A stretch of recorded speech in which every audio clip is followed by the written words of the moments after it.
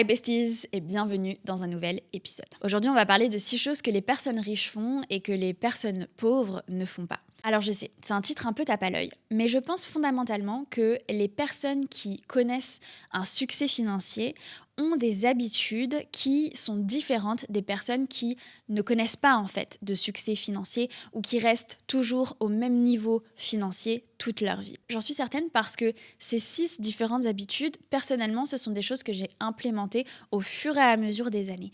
Et au fur et à mesure des années, j'ai aussi considérablement augmenté mon revenu. Il a été multiplié entre 5 et 6 au cours de ces dernières années. Et c'est notamment grâce à ces 6 choses qui impactent réellement en fait nos résultats, qui impactent réellement la mise en place de nos objectifs, notre enrichissement, les résultats que l'on va avoir lorsqu'on passe à l'action. Et donc, je vais vous les partager aujourd'hui dans cet épisode. J'espère qu'ils vous motiveront, j'espère qu'ils vous permettront surtout de vous enrichir et d'atteindre tous vos objectifs. On est toujours dans ce début d'année et d'ailleurs, je ne vous ai pas dit, mais j'ai lancé un challenge sur Instagram. C'est un challenge pour s'enrichir de l'intérieur comme de l'extérieur. L'objectif, c'est de travailler sur soi à fond, de mettre de l'argent de côté, de donner aux personnes qui en ont besoin, d'avoir une bonne routine, de prendre soin de son corps, etc. Et donc, vous avez 14 différents objectifs à atteindre pour le mois. J'ai aussi créé un canal sur Telegram qui est totalement gratuit où je vous partage tous les jours des petits mots, motivation, etc. C'est totalement gratuit. Je vous mettrai le lien dans la description de ce podcast. Et voilà, l'objectif, c'est de se motiver pendant un mois, de bien commencer l'année. Et moi, en plus de ça, je vous fais des vlogs sur Instagram tous les jours, pas toutes les semaines, tous les jours, pour vous motiver, pour vous partager des messages de motivation, etc. Donc, j'espère qu'ils vous plairont. Ok, la première chose que les personnes riches font, c'est qu'au lieu de se faire payer à l'heure, elles se font payer au résultat. Pourquoi est-ce que ça fait une grande différence entre les deux ? En fait, lorsque tu te fais payer à l'heure, il y a un moment, tu vas être bloqué. Parce qu'on n'a que tous que 24 heures dans une journée, on doit tous un minimum dormir et manger. Et donc, eh bien, ça te réduit en fait ta capacité à augmenter ton revenu. Parce que si tu es payé uniquement au nombre d'heures que tu travailles, eh bien, il y a un moment, tu seras bloqué. Que lorsque tu es payé au résultat, peu importe le nombre d'heures qu'il te faut pour réaliser ce résultat, eh bien tu vas être payé. C'est-à-dire que si tu arrives à avoir de meilleurs résultats, si tu arrives à apporter plus de valeur à tes clients, etc., eh bien tu vas pouvoir augmenter considérablement ton revenu sans augmenter tes heures de travail et sans être bloqué par ta capacité en fait à travailler chaque jour. Et c'est là où ça change tout. C'est pour ça qu'il y a des personnes qui t'entendent souvent faire de l'argent en dormant, etc.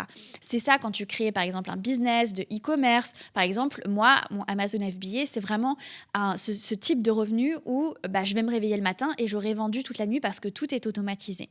Et donc, c'est une des clés de l'enrichissement, c'est de ne pas devoir forcément travailler plus pour pouvoir gagner plus, mais plutôt faire en sorte d'apporter plus de valeur, plus de résultats à tes clients. Soit c'est vendre plus de manière automatisée, soit c'est apporter plus de valeur via un coaching, via une consultation, via une formation, etc. La deuxième chose que les personnes riches font, c'est qu'elles donnent tout autant de valeur à ce qu'elles font dans leur travail et en dehors de leur travail. Qu'est-ce que j'entends par là ? Beaucoup de personnes vont te dire « mais à quoi ça sert de manger sain ? À quoi ça sert de faire du sport ? À quoi ça sert de faire des gratitudes, de prendre des douches froides, etc. » En fait, la plupart des personnes ne comprennent pas l'impact que ton hygiène de vie, le fait de prendre soin de soi, a sur ton business, ta productivité et donc forcément l'argent que tu vas générer et les résultats que tu vas avoir. C'est tout aussi important que le travail que tu vas fournir. Parce que, je peux vous le dire, lorsque, par exemple, on sort beaucoup le soir, que l'on boit de l'alcool, que l'on ne fait pas beaucoup de sport, que l'on mange mal, on n'a pas d'énergie. On a la flemme, on n'a pas envie. On n'a pas envie de rester 15 ans dans son ordinateur. On n'a pas envie de redoubler d'efforts pour avoir des résultats. Pourquoi ? Parce que, en fait, notre corps est fatigué. Notre corps, il a la flemme, il nous tire. Il n'a qu'une envie, c'est de dormir, de rien faire. Parce que, en fait, on a pris toute notre énergie pour faire des mauvaises choses, alors qu'on pourrait lui dire « Ok, moi, je te donne un max de carburant, comme ça, tu peux me redonner l'énergie pour justement accomplir mes objectifs. » Alors, je dis pas que 7 jours sur 7, 24 heures sur 24, il faut tout le temps avoir la meilleure diète, ne jamais boire une goutte d'alcool, ne jamais manger de chocolat, etc. Je suis la première à manger beaucoup de chocolat. Et d'ailleurs, c'est pas forcément mauvais pour la santé. Mais ce que je veux dire par là, c'est que prendre soin de son alimentation, faire du sport, bien dormir, faire parfois par exemple des douches froides ou des saunas, etc. En réalité, c'est un impact direct sur ton enrichissement, c'est un impact direct sur ta vie, l'accomplissement de tes objectifs. Parce qu'en fait, si tu es en bonne santé, si tu as de la bonne énergie, si tu dors bien, si tu te réveilles stimulé, positif, et gratitude, et le sport, ça te permet aussi de produire de la dopamine qui te rend heureux. En fait, si tu es heureux, si tu es bien, si tu es en bonne santé, si tu as de l'énergie, eh bien forcément, ça va s'impacter sur ton travail, ça va s'impacter sur la création de ton entreprise, ça va s'impacter sur les résultats que tu vas avoir et donc forcément sur ton enrichissement. Donc c'est extrêmement important de prendre soin de soi, de prendre soin de sa santé parce que tu le veuilles ou non, ça a un impact sur ton enrichissement. C'est directement lié. La troisième chose que j'ai apprise au cours de ces dernières années, c'est d'accepter de continuer d'apprendre. Quand je suis sortie de l'université, je croyais que c'était un peu la fin de mon apprentissage. Que oui, j'allais continuer à apprendre dans mon job en tant qu'employée, mais que j'allais arrêter de me former. Et en fait, j'ai découvert, en regardant plein de vidéos de millionnaires, d'entrepreneurs super successful, etc., c'est qu'en fait, ils continuent de se former encore et encore et encore. Et là, je me suis dit, mais c'est ça la clé. C'est réellement une clé de l'enrichissement. C'est d'accepter de dire qu'on ne sait pas tout. C'est d'accepter de se faire aider, qu'il y ait meilleur que nous dans certains domaines, de ne pas forcément être formé et de ne pas forcément être bon dans certains domaines.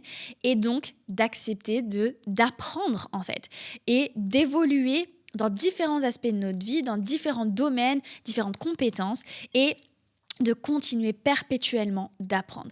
Et ça, c'est réellement une clé de notre enrichissement. Moi, je l'ai vu, c'est-à-dire que quand j'ai pris ma formation pour Amazon FBA, j'ai vu une évolution dans mon revenu puisque, 8-9 mois plus tard, j'ai fait mes premiers 10 000 euros en un mois. Quand j'ai pris après, par exemple, j'avais fait une formation en négociation, je l'ai vu aussi dans la négociation avec mes fournisseurs. J'ai pris une autre formation sur le marketing, les réseaux sociaux, etc. Eh bien, j'ai vu aussi un impact sur mes réseaux sociaux et donc sur mon revenu. Donc, en fait, apprendre, c'est réellement s'offrir l'opportunité de gagner plus d'argent. Et je sais qu'on n'a pas l'habitude de penser comme ça en France. On se dit, ah, mais les gens, ils veulent nous entuber, etc. Ils nous vendent leur formation, etc. Personnellement, alors, il y a juste une formation dont j'ai été déçue et malheureusement, c'était une formation française. Sinon, c'était que des formations soit de Canadiens, soit d'Américains. Mais en fait, toutes les formations que j'ai achetées, et je continue à en acheter, là, je vais en acheter une cette année, eh bien, elles m'ont juste permis de m'enrichir, en fait. J'ai toujours eu un retour sur investissement, qui soit direct ou indirect, c'est-à-dire que par exemple la formation sur tout ce qui était réseaux sociaux, etc., c'était plutôt indirect comme retour sur investissement, mais c'est juste savoir mettre en place ce que l'on apprend, savoir se remettre en question et évoluer, et en fait tu vas forcément voir des résultats qui soient financiers directement ou pas. Là c'était plutôt des résultats sur si vous voulez mon compte Instagram, la manière dont les personnes allaient naviguer sur mon compte Instagram, etc. Les résultats n'étaient pas forcément en chiffres, mais in fine, si les personnes trouvent mon compte Instagram plus accessible, arrivent mieux à s'y retrouver les informations, etc., eh bien forcément, ça va impacter mes revenus, etc. Donc, il faut accepter d'apprendre. Ensuite, la chose suivante que les personnes riches font, c'est de ne pas se reposer sur la motivation, mais plutôt sur la discipline. Et ça, personnellement, j'ai eu la chance en fait de l'apprendre très jeune. C'est-à-dire que j'ai fait de la danse classique depuis que j'ai 6 ans et j'étais en classe horaire aménagée, donc j'avais j'avais cours de danse quasiment tous les jours. Et par la suite, même si j'ai arrêté classe horaire aménagée, j'allais à la danse presque tous les jours après l'école. Et donc, si vous voulez, bien sûr, il y avait des jours où j'avais pas envie d'aller à mon cours de danse, surtout que j'avais une prof qui était un peu spéciale parfois elle faisait la tête, etc. Je pense qu'il y a beaucoup de profs de danse classique qui sont comme ça. Et du coup, parfois, j'avais pas envie. Sauf qu'en fait, c'était pas vraiment une question d'envie. C'était une question de discipline et une question d'habitude. Lorsque tu as une habitude, déjà, tu te poses pas la question, tu fais. Mais aussi, tu te dis, c'est bon pour moi, c'est bon pour mon corps. Je vais me sentir mieux. Je vais avoir des résultats sur mon corps, par exemple, qui soient physiques, mais aussi internes. Je vais me sentir mieux, je vais mieux dormir, etc. Et je sais que c'est bien parce que je vais aussi m'améliorer dans ma discipline, je vais mieux danser et tout ça. Après, c'était la boxe, je vais mieux boxer, je vais pouvoir arriver à, j'en sais rien, améliorer mon coup de pied, je vais réussir à mieux me battre, etc. Et donc, il faut arrêter de se reposer sur la motivation. La motivation, elle ne dure pas, elle ne dure jamais, et c'est pour ça qu'il faut savoir pourquoi tu fais les choses. Il faut savoir quel est ton objectif derrière. Pourquoi est-ce que tu crées un business? Pourquoi est-ce que tu veux gagner plus d'argent? Pourquoi est-ce que tu vas au sport? Pourquoi est-ce que tu veux manger sain, etc. Il faut savoir pourquoi tu fais les choses, parce que en fait, c'est ça qui va te permettre d'avoir la discipline, de continuer, même quand t'as pas trop envie, même quand tes pensées, elles te disent je mangerais plutôt un McDo, j'en sais rien, j'aime pas trop le McDo, mais je prends ça comme exemple parce que je sais que c'est commun. Je mangerais plutôt un McDo ce soir qu'un plat maison.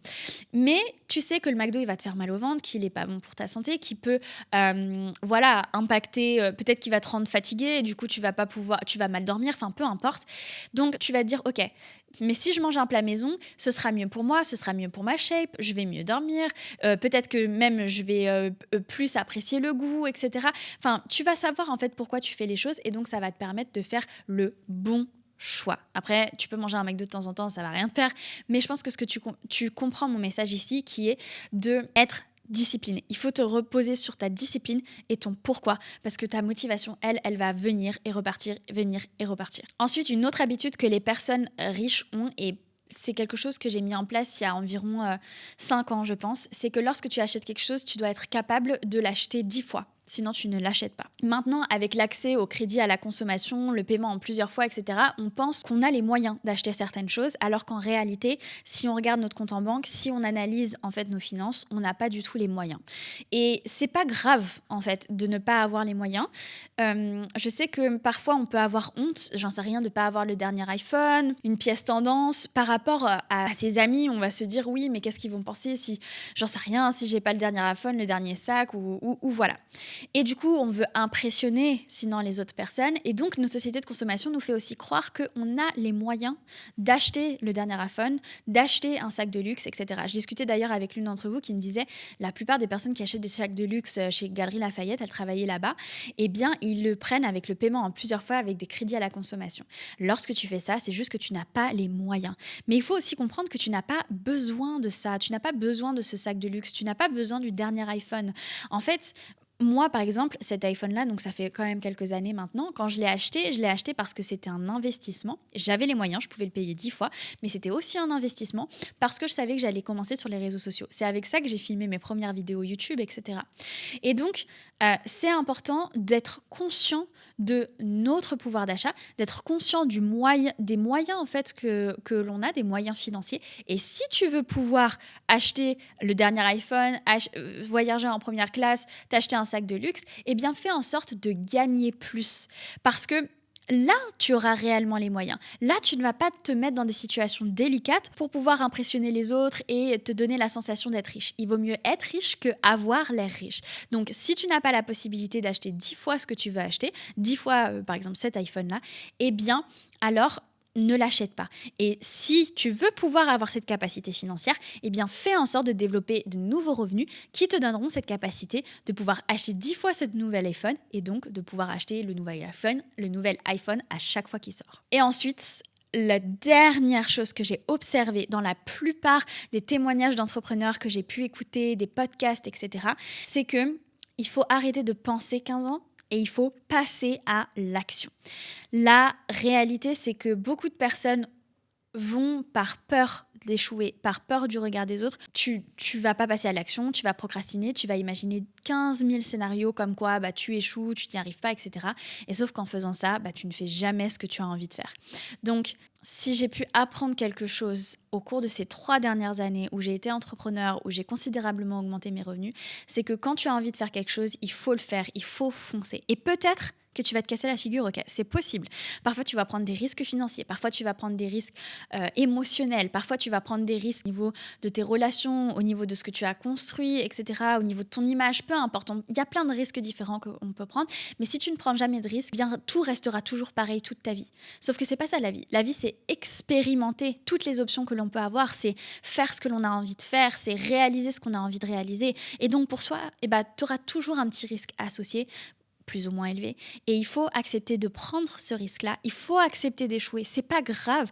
Mais il faut aussi arrêter d'imaginer 15 000 scénarios parce que le pire scénario, il arrive très rarement. Et la plupart du temps, soit ça se passe pas exactement comme prévu, soit ça se passe mieux que prévu, soit ça se passe exactement comme prévu. Mais en fait, c'est rare d'avoir un échec complet. La plupart du temps, voilà, ça va être des petits ajustements, ça va être des petites choses, ou peut-être que tu vas carrément te casser la figure. Mais écoute, c'est pas grave si tu te casses la figure. Tout le monde se casse un peu la figure dans la vie. Ça fait partie de la vie. Quand tu vois un enfant qui tombe par terre quand il apprend à marcher, tu te dis pas « Ah, il remarchera jamais ». Non, tu te dis juste « Ah mince, il est tombé, mais c'est qu'il est en train d'apprendre à marcher ». Là, c'est exactement la même chose en fait. Là, si tu tombes, si tu crées un premier business qui fonctionne pas, ça veut pas dire que tu pourras jamais créer d'autres business successful, ça veut pas dire que tu n'as pas les capacités, ça veut pas dire que tu n'es pas assez intelligent. Ça veut juste dire que celui-ci n'a pas fonctionné, mais que tu es en train d'apprendre, que tu vas repérer les différentes choses que tu n'as pas forcément bien faites ou sur lesquelles tu dois t'améliorer et que la prochaine fois que tu vas le faire mieux et ainsi de suite. Et parfois, on connaît plusieurs échecs à la suite, mais après, on connaît le succès et où on se réoriente. Mais il faut pas se dire « Ah, parce qu'elle est tombée, elle ne remarchera jamais ». Non, tu ne penses pas comme ça pour un enfant, donc ne pense pas comme ça pour toi. Et il faut foncer. C'est pas grave si parfois il y a des choses qui fonctionnent pas ou qui fonctionnent différemment, etc. On s'en fiche du regard des autres. Et les gens qui t'aiment vraiment, de toute façon, ils vont avoir de la compassion, ils vont être là pour toi, ils vont te soutenir. Ils ne vont pas être dans le jugement, mais ils vont plutôt t'accompagner pour rebondir, aller de l'avant. Et les personnes qui te jugent, écoute, si c'est pas des membres de ta famille, essaye de ne plus les avoir dans ton entourage. Et si c'est des membres de ta famille, essaye de les voir un petit peu moins et de pas trop leur raconter tes différentes péripéties. Mais en tout cas, voilà. Passe à l'action, arrête de trop réfléchir et c'est comme ça que tu auras les meilleurs résultats. Moi, je te remercie d'avoir écouté cet épisode jusqu'ici et je te souhaite une très très belle semaine et surtout n'hésite pas à mettre un petit 5 étoiles sur l'application de podcast que tu utilises. Ça aide le podcast à être mieux référencé et on se dit à la semaine prochaine. Ciao ciao.